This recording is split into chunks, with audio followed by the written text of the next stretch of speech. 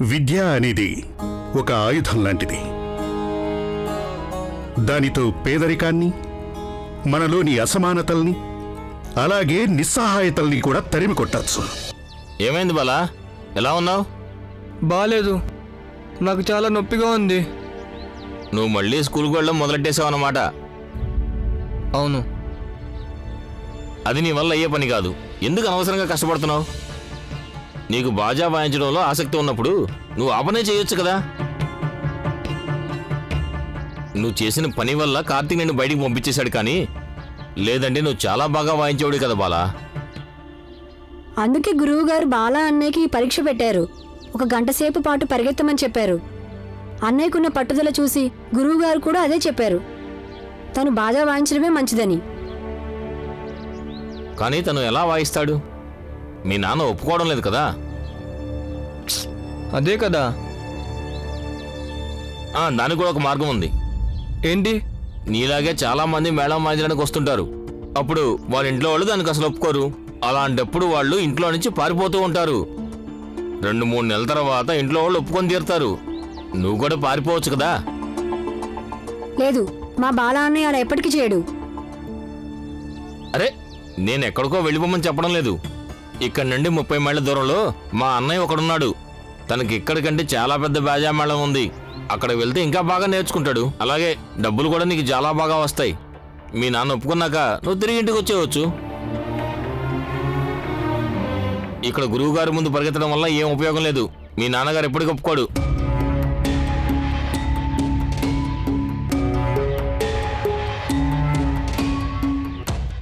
మా నాన్న ఒప్పుకుంటారు. ఆయన ఒప్పుకోరు భీమ్, నేనే వెళ్ళిపోతాను.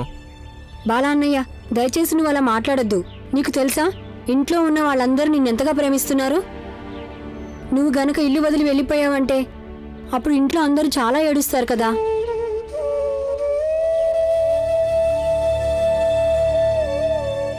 కానీ భీమ్, నాన్నతో అసలు ఎవరు మాట్లాడతారు? ఆయన అడిగే 100 ప్రశ్నలకి జవాబు ఎవరు చెప్తారు? నేను మాట్లాడతాను.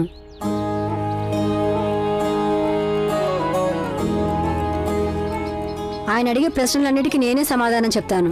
అప్పుడు ఆ ప్రశ్నలకు వచ్చే జవాబులతో మనకు దారి దొరుకుతుంది. చూడండి, ఇంకెప్పుడు కూడా మా బాలా అన్నయ్యకి పారిపోమని సలహా మాత్రం ఇవ్వకండి. పద బాలా అన్నయ్య. అది నాకు ఇవ్వు.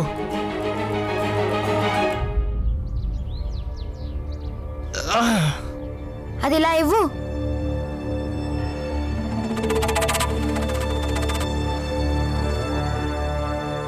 బాలా పారిపోవడానికి సిద్ధంగా లేడు. ఏం పర్వాలేదు. కాని ఒకవేళ భీమరావు గనక ప్రశ్నలు వాదనలు జరిపి వాళ్ళ నాన్నను ఒప్పిస్తే అప్పుడు బాలా శాశ్వతంగా మన వైపుకు మారిపోతాడు. నేనదే కదా కోరుకుంటున్నాను.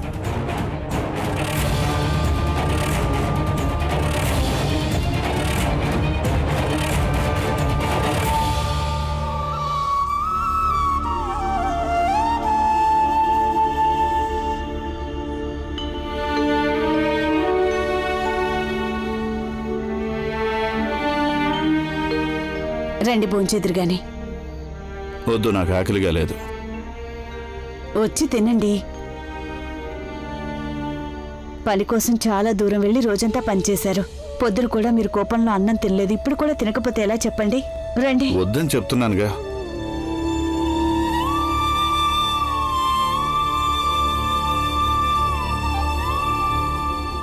నాన్న, ఒకవేళ నేను ఇక్కడ ఉండడం మీకు ఇబ్బందిగా ఉంటే నేను ఇల్లు వదిలేసి వెళ్ళిపోతానులే.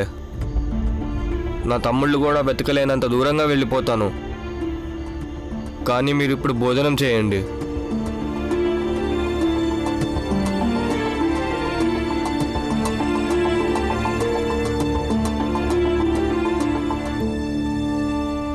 నాన్న, ఇది ఎక్కడి న్యాయం మీరే చెప్పండి. ఎప్పుడైనా కానీ మేము మాట్లాడుకోకపోతే అప్పుడు మీరు మాట్లాడుకోమని చెప్తారు. ఏదైనా సమస్య మీద మాట్లాడుకోవడం వల్ల పరిష్కారం దొరుకుతుందని. మరి ఈరోజు మీరే మౌనంగా ఉన్నారు. ఏదో ఒకటి మాట్లాడండి నాన్నా. నాకు నాన్నవివ్వడానికి ప్రయత్నించొద్దు. పిల్లాడివి, పిల్లాడిలాగా ఉండు.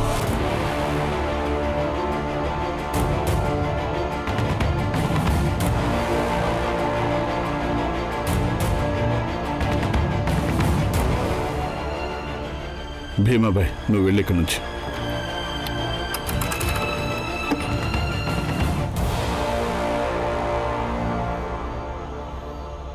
ఏం వెతుకుతున్నావు భీమా?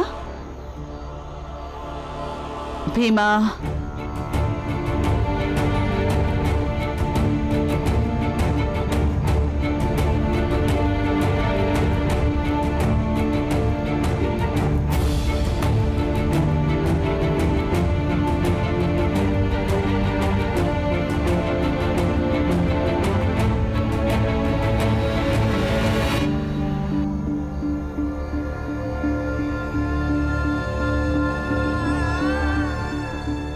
నాన్న, నేను విన్నాను బారిస్టర్లు అందరూ నల్ల కోట్లు వేసుకొని కోర్టులో వాదిస్తారటగా.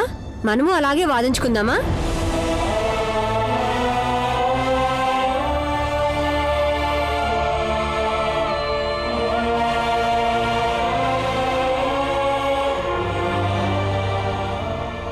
నువ్వు నాతో వాదిస్తావా?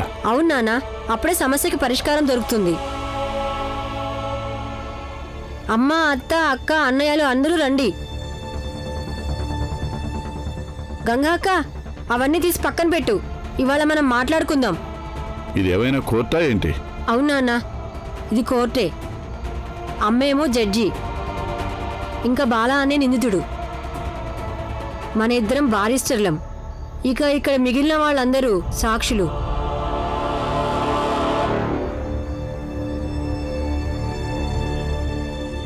లేవండి నానా.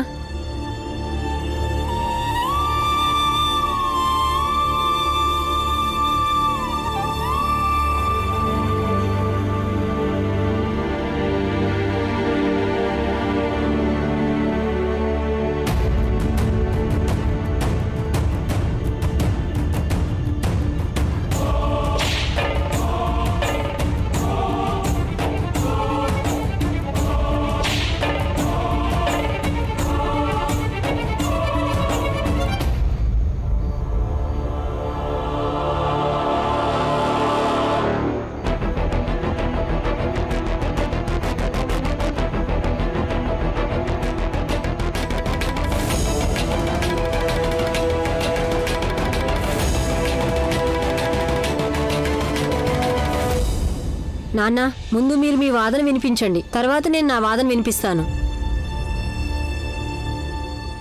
భీమా, ఏం చేస్తున్నావురా? మీ నాన్నతోనే వాదిస్తావా? నాన్నతో కాదు, ఒక బారిస్టరు మరొక బారిస్టర్తో వాదించబోతున్నాడు. ఏంటి మీరందరూ వాడి మాటలు పట్టించుకుంటున్నారు? చాలా ఆపండి మీ నాటకం. గంగా, అందరికి భోజనం వడ్డించు. వెళ్ళి భోంచేయండి. పుస్తకాలు మనుషులకు దారి చూపిస్తాయి.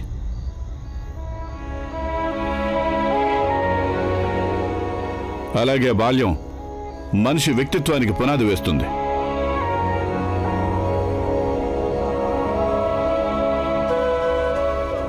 పుస్తకాలకి ప్రత్యామ్నాయ మార్గం ఏదీ లేదు. భీమ్, ఒకవేళ నీ దగ్గర ఏదైనా మార్గం ఉంటే చెప్పొచ్చు. నేను ఒప్పుకుంటాను. పుస్తకాలు మనుష్యులకి సరైన దారిని చూపిస్తాయని, మనుషుల్ని విజ్ఞానవంతుల్ని చేస్తాయని, అలాగే మనిషిని మనిషిగా నిలబెడతాయి. కానీ ఒక వ్యక్తి చదువుకి బదులుగా కళగాని వృత్తిగాని నేర్చుకుంటే దాంట్లో తప్పేముంది చెప్పండి నాన్నా? కళలు కూడా జీవితానికి వన్న తెస్తాయి కదా. ఇది ఇష్టానికి సంబంధించింది నాన్న.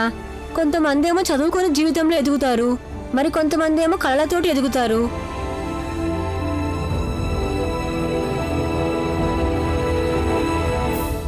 ఒక వ్యక్తి ఎంత మంచి కళాకారుడైనప్పటికీ కూడా అతను చదువులేని వాడైతే అప్పుడు గ్యారంటీ లేదుగా అతను ఒక మంచి మనిషిగా ఉండడానికి. అయితే చదువుకున్న ప్రతి ఒక్కరూ మంచి మనుషులుగా మారతారని అది కూడా ఏమీ నమ్మకంగా చెప్పలేంగా నాన్న. అందుకని పిల్లల అభిరుచిని దృష్టిలో పెట్టుకోవాలి నాన్న. మొదట్లో ఎక్కువ శాతం పిల్లలకి చదువుకోవడానికి ఆసక్తి ఉండదు, స్కూల్కి వెళ్ళడం ఇష్టం ఉండదు. ఒకవేళ బాల్యంలోనే పిల్లల అభిరుచులను బట్టి నిర్ణయాలు తీసుకుంటే అప్పుడు అన్ని స్కూళ్ళు ఖాళీ అయిపోతాయి. పిల్లలు ఎవరు కూడా చదువు మీద ఆసక్తి చూపరు. ఎందుకంటే పిల్లలకి ఎప్పుడు చదువు మీద కంటే ఎక్కువ ఆటల మీద ఇష్టం ఉంటుంది. కానీ బాలా అనే విషయంలో మాత్రం అలా కాదు. బాలా అన్నయ్య స్కూల్కి వెళ్ళి కూడా చూశాడు. తనకి చదువు మీద ఎలాంటి ఆసక్తి లేదు. తనకి దేని మీదైతే ఆసక్తి ఉందో ఆ పని చేస్తే తను సంతోషంగా ఉంటాడు. ఇవన్నీ అర్థం లేని మాటలు.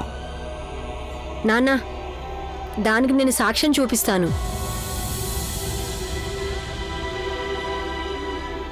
రా బాలా అన్నయ్య.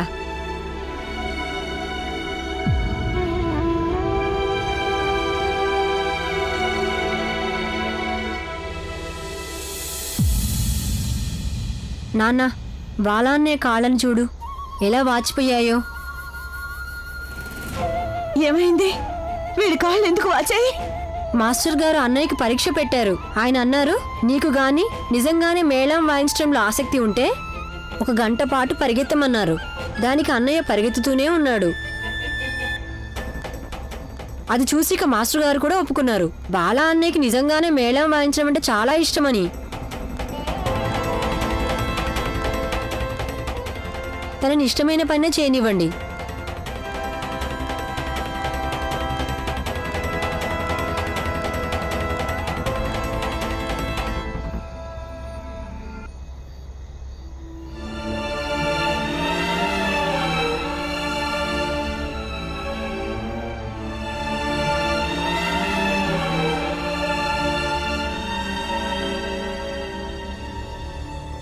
కానీ నేను ఒప్పుకోను మిలాడ్. ఎందుకంటే బాజా వాయించడం వల్ల మన జీవితాల్లో కానీ, బాల జీవితంలో కానీ, ఇంకా మన సామాజిక జీవితాల్లో కానీ ఎలాంటి మార్పు రాదు. మేళం నేర్చుకోవడం కన్నా అత్యవసరమైంది మన జీవితాల్లో మార్పు రావడం. ఇక మార్పు అనేది చదువు వల్లే సాధ్యమవుతుంది.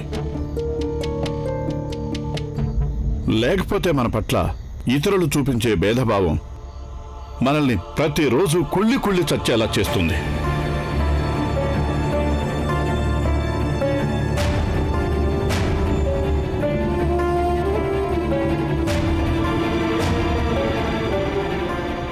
మై లార్డ్, నాకు ఈయన మాటలు అర్థం కావడం లేదు.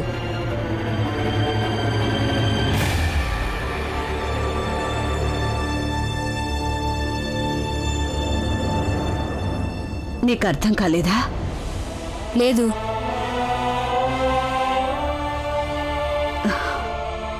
అయితే నేను చెప్తాను.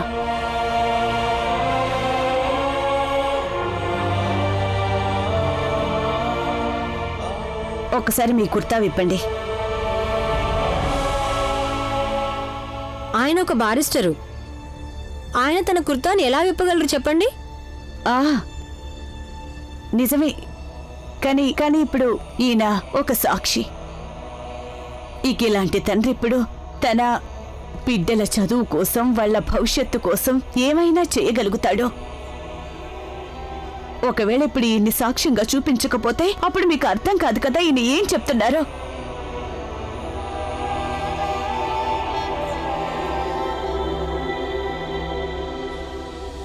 కుర్తా విప్పండి.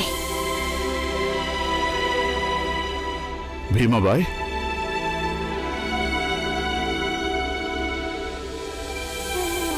మీరు విప్పండి.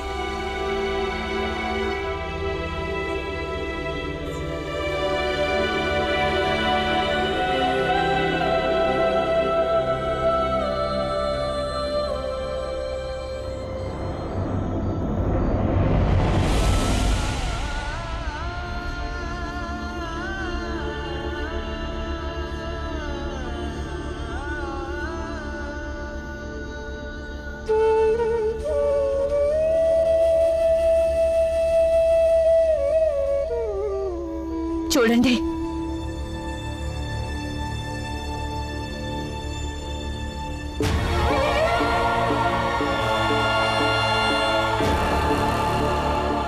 అందరూ బాగా చూడండి.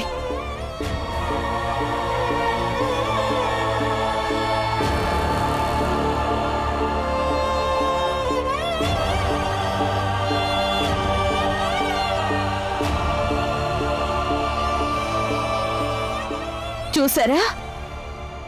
లెక్కలొచ్చుగా మీకు. మీ అందరూ లెక్క పెట్టండి. ఎన్ని చిరుగులున్నాయో దీనికి లెక్క పెట్టండి.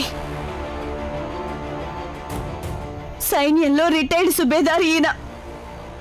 ఈయన కూడా ఇలాంటి బట్టలు తొడుక్కోవాల్సి వచ్చింది. ఇంకైనా ఈ చిరుగుల్ని కప్పుకొని ఏదో విధంగా తన పరువును కాపాడుకుంటున్నారు.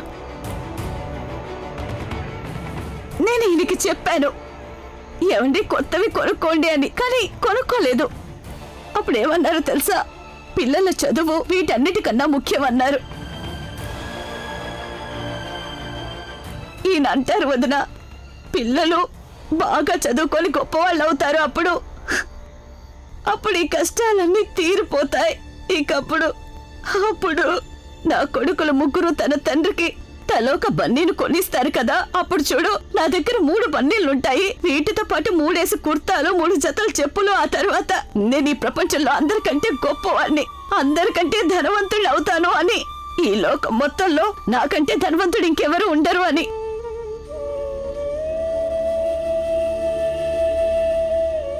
అందుకని భీమా,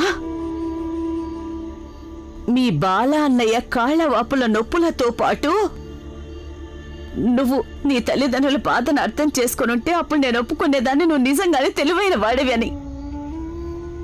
నీ తోడబుట్టిన వాళ్ళ ఇష్టాలతో పాటు నీ తల్లిదండ్రుల ఇష్టాల్ని కూడా నువ్వు అర్థం చేసుకోవాల్సి ఉంటుంది భీమా.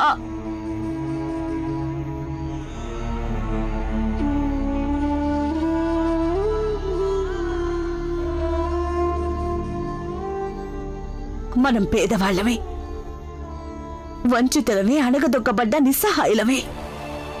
ఈ సమాజం మనల్ని నీచంగా చూస్తుంది. ఎంత నీచంగా అంటే అసలు మనం మనుష్యులుగా పుట్టినందుకే కుళ్ళి కుళ్ళి ఏడ్చేలాగా. ఈ సమాజం మనల్ని ఒక ఊబిలోకి నెట్టేసి చావుమని వదిలేసింది. దీనిలోంచి మనల్ని మనం బయట వేసుకోకపోతే ఇంకెవరు బయటేస్తారు? ఎవరు?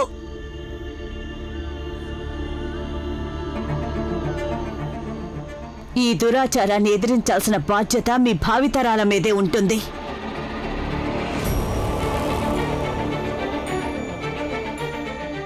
ఒకవేళ మీరందరూ మన కోసం, మన జాతి విముక్తి కోసం మీరు బాగా చదువుకొని జ్ఞానజ్యోతిని వెలిగించగలిగితే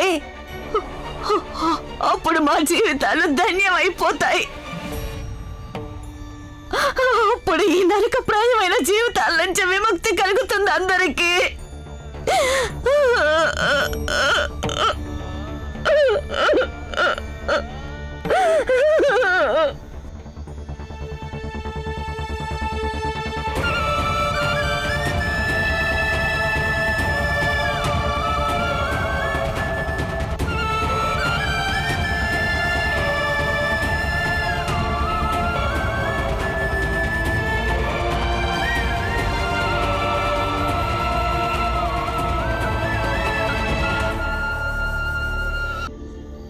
నిద్రపోయావమ్మా?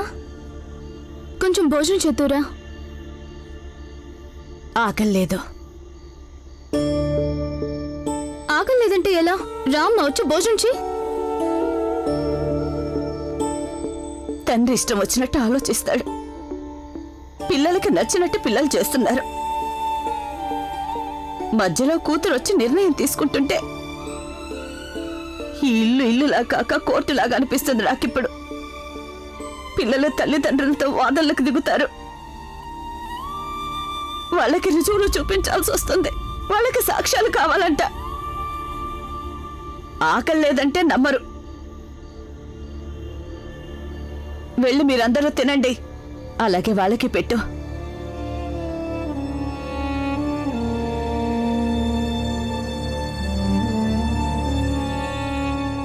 వదినా, ఒప్పుకుంటాను, భీం వాదోపవాదాలు చేశాడు, కానీ వాడి మీద మీ మాటల ప్రభావం కూడా పడింది వదినా.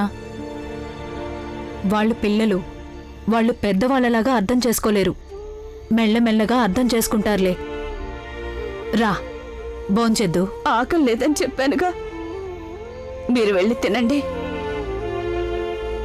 మీ అన్నయ్యని కూడా తినమని చెప్పండి. నన్ను పడుకోనివ్వండి. అమ్మా, గంగా,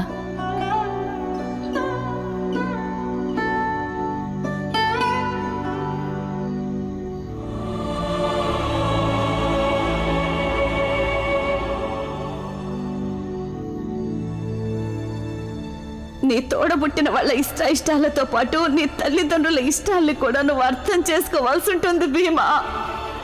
ఈ సమాజం మనల్ని ఒక ఊబిలోకి నెట్టేసి చావుమని వదిలేసింది. దీనిలోంచి మనల్ని మనం బయట వేసుకోకపోతే ఇంకెవరు బయటేస్తారు? ఎవరు? ఈ దురాచారాన్ని ఎదిరించాల్సిన బాధ్యత మీ భావితరాల మీదే ఉంటుంది. మన కోసం, మన జాతి విముక్తి కోసం మీరు బాగా చదువుకొని జ్ఞానజ్యోతిని వెలిగించగలిగితే అప్పుడు మా జీవితాలు ధన్యమైపోతాయి. అప్పుడు ఈ నరకప్రాయమైన జీవితాల నుంచి విముక్తి కలుగుతుంది అందరికీ.